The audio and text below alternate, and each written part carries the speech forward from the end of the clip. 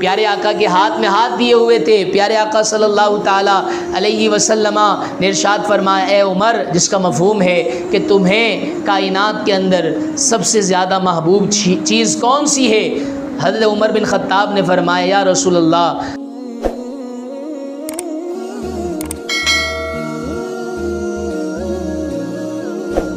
الحمدللہ رب العالمین والصلاة والسلام علی سید الانبیاء والمرسلین، اما بعد فاعوذ باللہ من الشیطان الرجیم، بسم اللہ الرحمن الرحیم۔ میرے محترم ناظرین، آج ایک بہت پیارا درس قرآن آپ کے سامنے لے کر حاضر خدمت ہیں۔ ایک قرآن ہے، قرآن مجید فرقان حمید کے اندر ایک سورت ہے جس سورت کو سورۃ الاحزاب کہا جاتا ہے۔ سورۃ الاحزاب کی کیا کیا خصوصیات ہیں، انشاءاللہ بالکل مفصل طریقے سے نہیں بلکہ بالکل پیچیدہ باتیں جو اس کے حوالے سے ذکر کی گئی ہیں، کیا کیا خصوصیات ہیں، انشاءاللہ عرض کرنے کی کوشش کروں گا۔ سب سے پہلے تو ہمیں یہ معلوم ہونا چاہیے کہ سورۃ الاحزاب کے اندر کتنی آیات ہیں۔ سورۃ الاحزاب کے اندر 73 آیات موجود ہیں اور یہ قرآن کی 33ویں سورت ہے، اور اس سورت کو سورہ مدنی کہا جاتا ہے نزول کے اعتبار سے۔ آئیں اب سورۃ الاحزاب کی خصوصیت کی طرف چلتے ہیں۔ سورۃ الاحزاب کی سب سے پہلی خاص وجہ یہ ہے کہ اس کے اندر خاندان اور معاشرتی نظام کی اصلاح کے پہلو کے حوالے سے گفتگو کی گئی ہے۔ جی ہاں، نبی پاک صلی اللہ تعالیٰ علیہ وسلم کے زندگی گزارنے کا طریقہ بیان کیا گیا ہے۔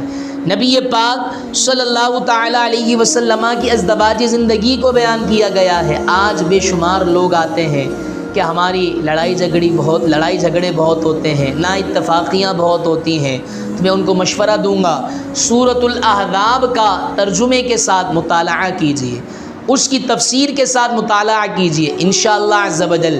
جب پیارے آقا صلی اللہ تعالیٰ علیہ وسلم کا اپنے خاندان کے ساتھ کیا رویہ ہوا کرتا تھا، جان کائنات ہیں، معلم الکائنات ہیں، کیسے ان کا زندگی گزارنے کا ایک طرز عمل ہوا کرتا تھا، جب ہم پڑھیں گے تو انشاءاللہ عز و جل ہمارے دل میں بھی جذبہ پیدا ہوگا کہ اے کاش ہم بھی پیارے آقا کے اس وصف کو اختیار کرنے والے بن جائیں۔ تو اگر چاہتے ہیں خاندان کے اندر اصلاح، خاندان کے اندر معاشرتی نظام، خاندان کے اندر ایک بہترین اصول بنانا، تو سورۃ الاحزاب کا مطالعہ کیجیے۔ اگلی جو خاص بات ہے سورۃ الاحزاب کے حوالے سے کہ نبی پاک صلی اللہ تعالیٰ علیہ وسلم پر جو یہ سورہ مبارکہ نازل ہوئی، اس میں پردے کے احکامات موجود ہیں۔ جی ہاں، آج یہ مسئلہ بہت زیادہ زیر بحث ہوتا ہے۔ آج کی ہماری مائیں، بہنیں، بچیاں یہ اٹھ کر کہتی ہیں کہ میرا جسم میرا مرضی۔ نہیں میرے محترم ناظرین، میری پیاری بہنوں، پردہ ہو کر رہنے والی وہ بہت اچھی لگتی ہیں۔ جی ہاں، عورت کا مطلب ہی کیا ہے؟ چھپانے کی چیز ہے۔ عورت نمو نمائش کے لیے نہیں ہے بلکہ عورت کو گھر کی عزت بنایا گیا ہے، دہلیز کی چار دیواری کی ایک عزت بنایا گیا ہے، اور جب چار دیواری میں رہیں گی تو پاک دامن بھی رہیں گی، عزت بھی محفوظ رہیں گی۔ اور یاد رکھیے میرے محترم ناظرین، وہ ایک مثال دی جاتی ہے، ایک کیلا ہے نا، کیلا، اس پر جب غلاف چڑھا رہے وہ کیا ہے؟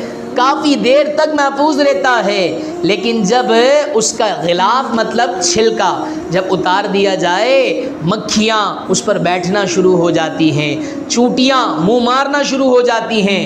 تو بلا تشبیہ بلا تمثیل یہ میں نے مثال دی ہے کہ اگر باپردہ رہیں گی آپ کی عزت محفوظ رہے گی، طعن و تشنیع سے حفاظت میں رہیں گے، اور جب پردے کو اتار دیں گے تو عزت بھی محفوظ نہیں رہے گی، پھر لوگ منہ ماریں گے، پھر لوگ آپ کو چکھنے کی کوشش کریں گے۔ تو خدا را اگر چاہتے ہیں اپنی حفاظت کرنا، سورۃ الاحزاب کا مطالعہ کیجیے۔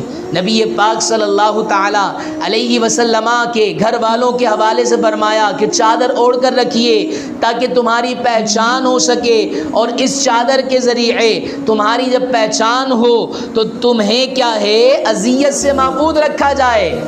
اللہ اکبر کبیرہ۔ تو میرے محترم ناظرین، سورۃ الاحزاب ہماری خاتون کو، خواتین کو یہ درس دے رہی ہے پردے کا۔ پردہ اپنائیے، اور جب تک گاڑی پر وہ کور چڑھا رہتا ہے، مٹی سے، دھول سے، نشانات سے اور بہت سی چیزوں سے وہ گاڑی محفوظ رہتی ہے۔ اگر محترمہ بھی اپنے اوپر غلاف ڈال لیں گی، پردہ ڈال لیں گی، خوبصورتی بھی باقی رہے گی، خوبصورتی کے اندر دوام بھی ہوگا، اور غیروں کی کیا ہے، زناکاری سے بھی حفاظت میں آ جائیں گی۔ سورۃ الاحزاب ہمیں کیا درس دے رہا ہے کہ باپردہ ہو کر رہیں۔ اگلا جو خاص پیغام ہے سورۃ الاحزاب کے حوالے سے، نبی پاک صلی اللہ تعالیٰ علیہ وسلم کی عظمت کو بیان کیا گیا ہے، مرتبے کو بیان کیا گیا ہے۔ جی ہاں، بے شمار عظمتوں کے حوالے سے گفتگو کر چکا ہوں، لیکن جو خاص باتیں سورۃ الاحزاب کے اندر ہیں وہ بیان کرنے کا آج ارادہ کیا ہے۔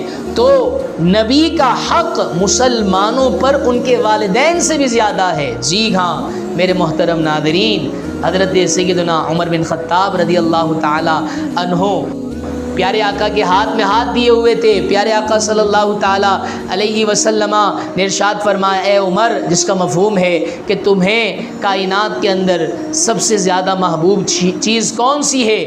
حضرت عمر بن خطاب نے فرمایا، یا رسول اللہ، اپنی اولاد کے بعد سب سے زیادہ محبوب میں آپ کو ہوں، میں آپ کو سب سے زیادہ چاہتا ہوں۔ حضرت سیدنا عمر بن خطاب کو پیارے آقا نے فرمایا کہ ابھی بھی تم کامل مومن نہیں۔ پھر پیارے آقا کے پیارے جانباز سپاہی نے فرمایا، یا رسول اللہ، سب سے بڑھ کر آپ سے محبت کرتا ہوں۔ پیارے آقا نے فرمایا، اب تم کامل مومن ہوئے۔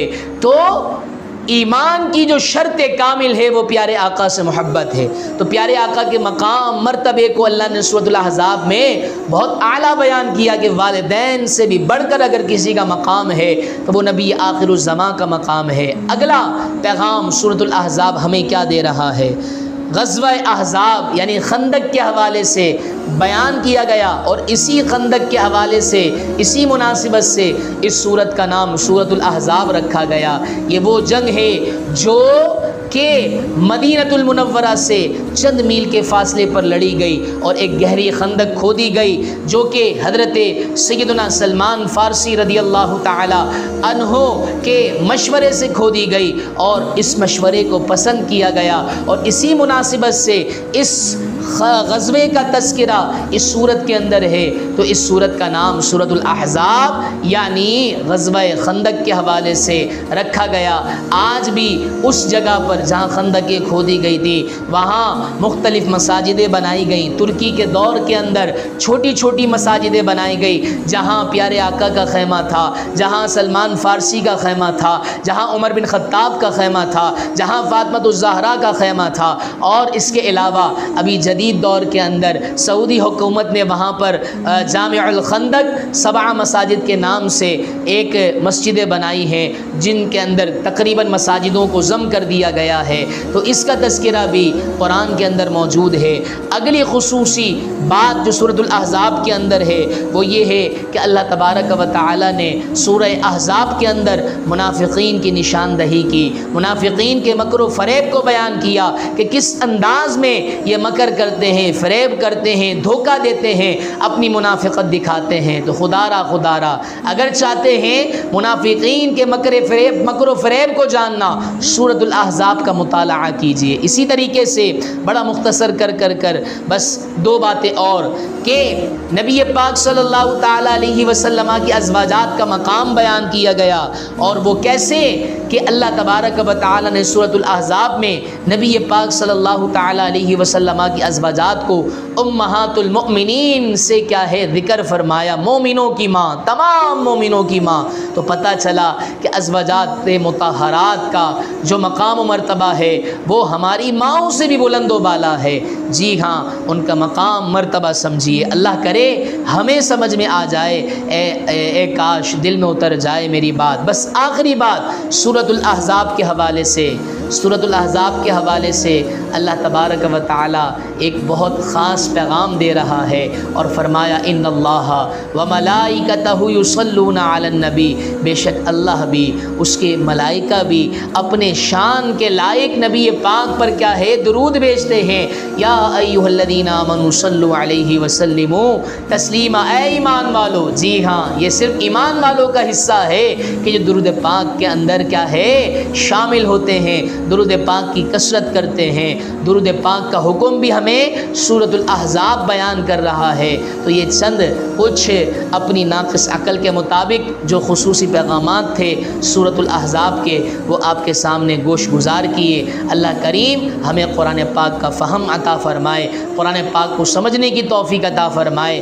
چاہتے ہیں اپنی زندگی کے اندر نکھار پیدا کرنا، قرآن پاک کو پڑھیے، قرآن پاک کو سمجھیے، انشاءاللہ زندگی کے اندر تبدیلی واقع ہو جائے گی۔ اللہ کریم ہم سب کو عمل کی توفیق عطا فرمائے۔ آمین بجاہ نبی الامین صلی اللہ تعالی علیہ وسلم۔